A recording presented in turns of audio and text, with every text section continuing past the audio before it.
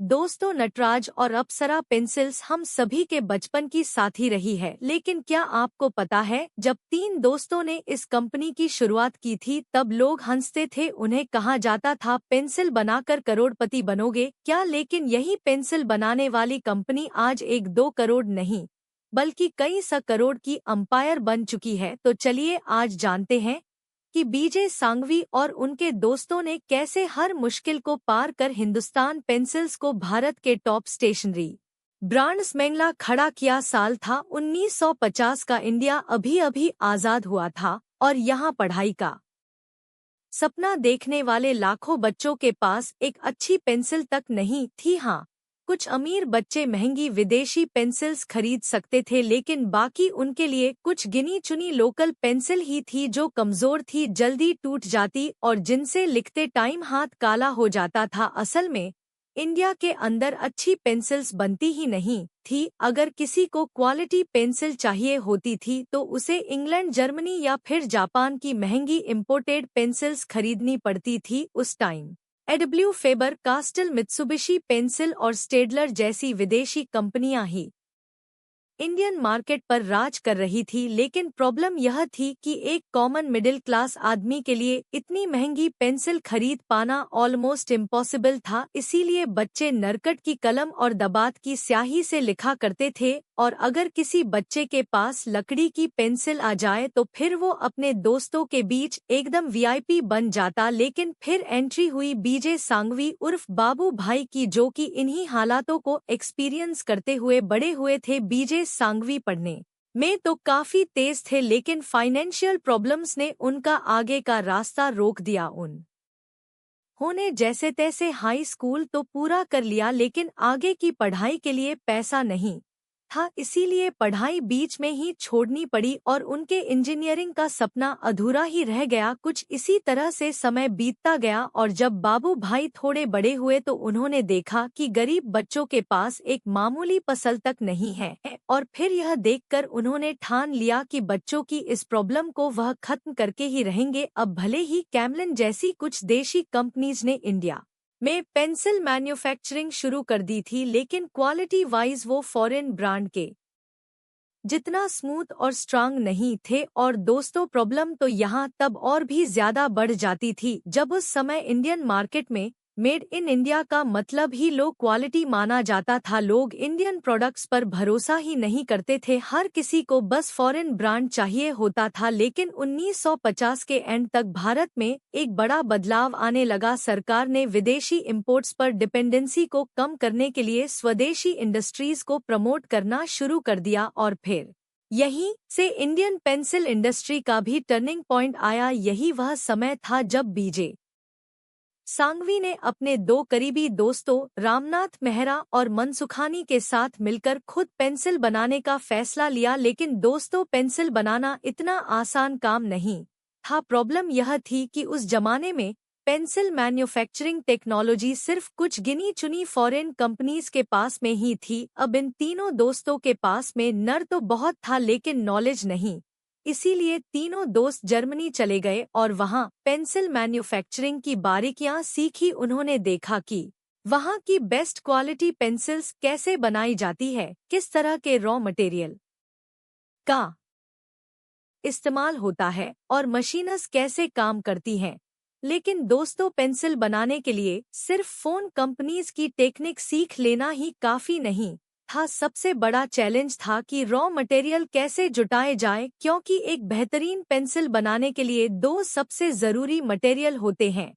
पहला, high quality would जो हल्की, मजबूत और टिकाऊ हो और जिसे आसानी से शार्प किया जा सके। इसके लिए सीडर वुड यानी कि देवदार की लकड़ी का इस्तेमाल किया जाता था, जो कि ज्यादातर फॉरेन कंट्रीज में ही पाई जाती थी। लेकिन प्रॉब्लम यह थी कि इसे इंपोर्ट करना बेहद महंगा था और कुछ इसी तरह से दूसरा सबसे जरूरी मटेरियल था ग्रेफाइट कोर, यानी एक ऐसी लीड जो कि ना तो बहुत ज्यादा सॉफ्ट हो और ना ही बहुत हार्ड, यानी जो लिखने पर ना तो जल्दी घिसे और ना ही इतनी सख्त हो कि कागज पर लिखते टाइम दबाव डालना पड़े। एक्चुअली ग्रेफाइट कोर को सही बैलेंस में बनाने के लिए कार्बन और क्ले के एकदम सटीक मिक्सचर की जरूरत होती थी, लेकिन यहाँ सबसे बड़ी दिक्कत यह थी कि इंडिया में ना तो उस क्वालिटी की लकड़ी मिलती थी और ना ही प्योर ग्रेफाइट। ऐसे में जो लोकल पेंसिल कंपनीज थी उन्हें यह दोनों ही चीजें इंपोर्ट करनी पड़ती थी, जिनसे उनका प्रोडक्शन कॉस्ट बहुत ज्यादा बढ़ जाता था। यही वजह थी कि ज्यादातर लोग इस बिजनेस में घुसने की हिम्मत ही नहीं करते थे, लेकिन बीजे सांघवी और उनके दोस्तों ने ठान लिया कि अगर भारत में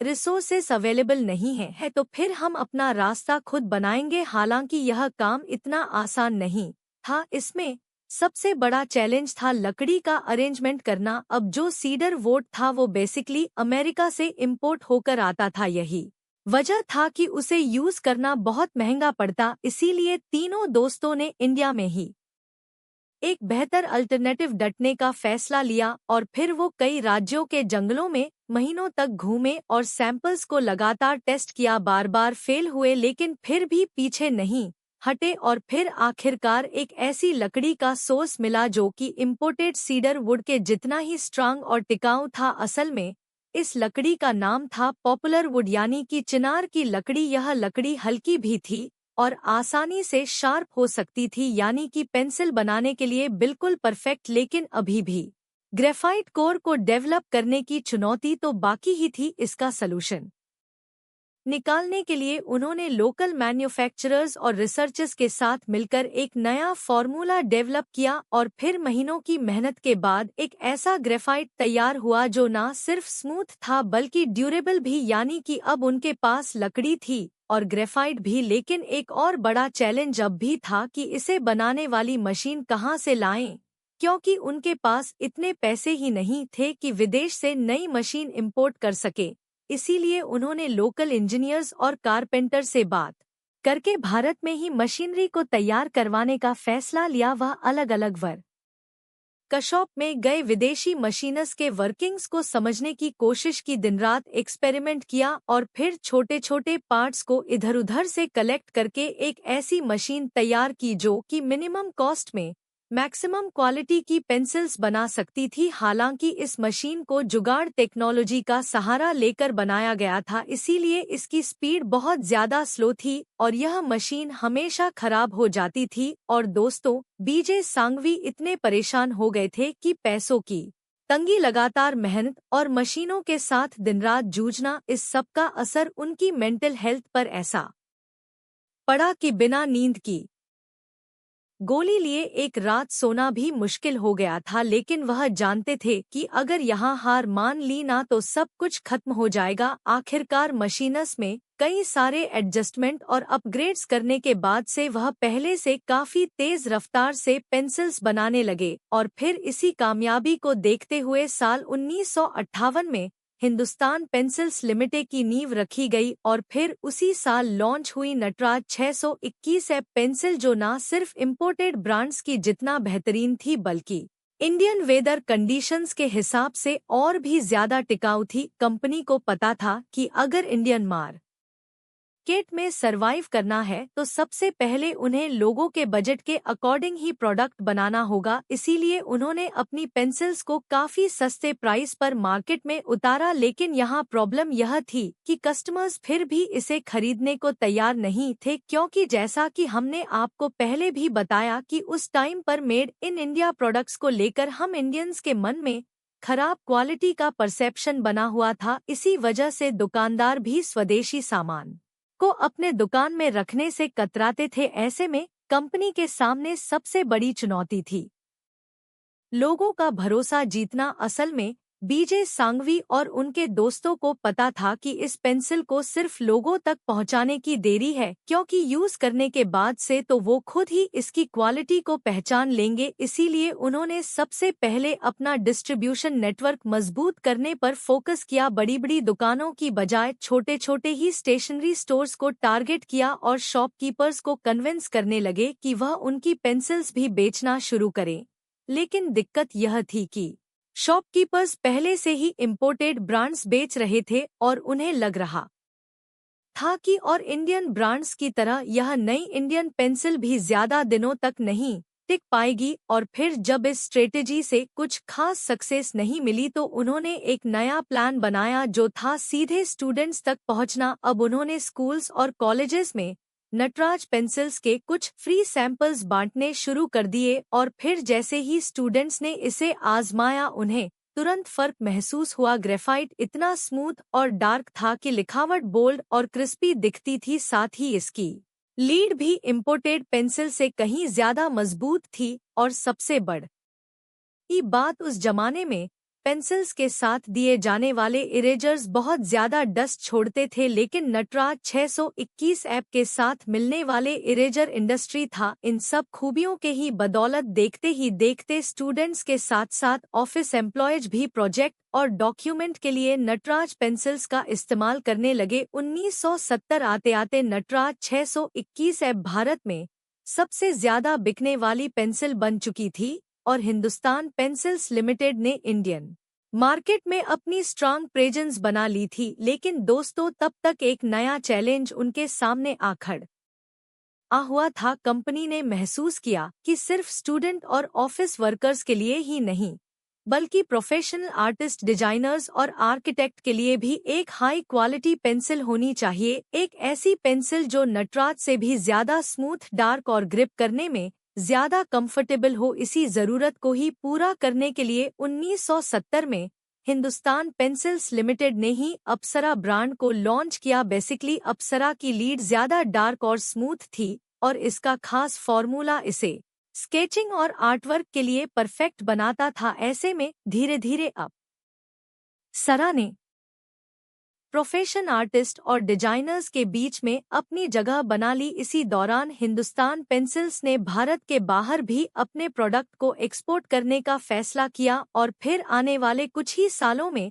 एशिया, मिडिल ईस्ट, अफ्रीका और यूरोप के बाजारों में नटराज और अप्सरा पेंसिल्स एक्सपोर्ट होने लगी। इस तरह एक देसी इंडियन ब्रांड अब ग्लोबल स्टेज पर अपनी पहचान बना रहा था। लेकिन फिर कुछ ऐसा हुआ जिसने हिंदुस्तान पेंसिल्स के लिए बाहर नहीं बल्कि अपने ही देश में सरवाइव करना मुश्किल बना दिया। एक्चुअली 1991 में इंडियन गवर्नमेंट ने इकोनॉमिक लिबरलाइजेशन की शुरुआत की, यानी अब कोई भी फॉरेन कंपनी भारत में आकर अपनी फैक्ट्री सेटअप कर सकती थी और इसका असर इंडियन स्टेशनरी मार्केट पर भी पड़ा। कई बड़े बड़े इंटरनेशनल ब्रांड्स ने इस मौके का फायदा उठाया और इंडियन मार्केट में एंट्री ले ली। अब तक जिस मार्केट पर हिंदुस्तान पेंसिल्स का राज था, वहां फॉरेन कंपटीशन बढ़ने लगा और कंपनी को अब डर सताने लगा कि कहीं यह विदेशी ब्रांड्स उसे पीछे ना छोड़ दे। लेकिन उन्होंने इस चुनौती को एक नए मौके की तरह देखा और एक बोल्ड स्ट्रेटजी बनाई। अब उनकी रणनीति यह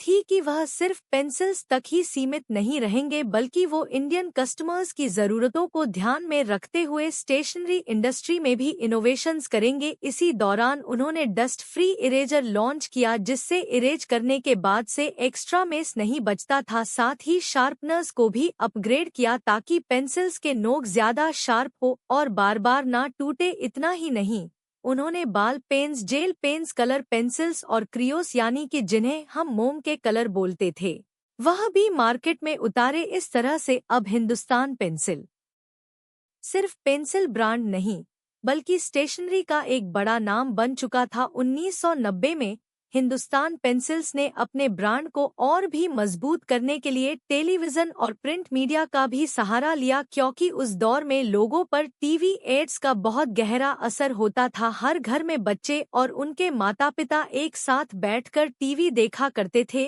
और कंपनी ने भी इस मौके को पहचानते हुए कुछ ऐसे एड कैंपेन लॉन्च किए जो कि आज भी लोगों की यादों में बसे हुए हैं, जैसे कि द विनिंग रेस एड में दिखाया गया कि पेंसिल के रेस में जहां बाकी ब्रांड की पेंसिल्स के लिए टूट जाती है, वहीं नटराज पेंसिल इस रेस में नंबर 1 आती है। ची की तरफ बढ़ती हुई नटराज की पेंसिल और ट चैंपियन ल कुछ इसी तरह से कंपनी ने चलती ही जाए नाम का एक एड कैंपेन भी लॉन्च किया जो कि उस समय काफी पॉपुलर रहा और कंपनी को इसका बहुत फायदा भी संगीत मिला। नटराज पेंसिल चलती ही जाए, इसके बाद से अप्सरा पेंसिल्स के लिए एक अलग स्ट्रेटेजी बनाई गई। Extra dark extra smart tag line के साथ एक एड लॉन्च किया गया जिसमें स्टूडेंट्स पेंसिल को ड्रम स्टिक की तरह यूज करके उसकी मजबूती दिखा रहे थे।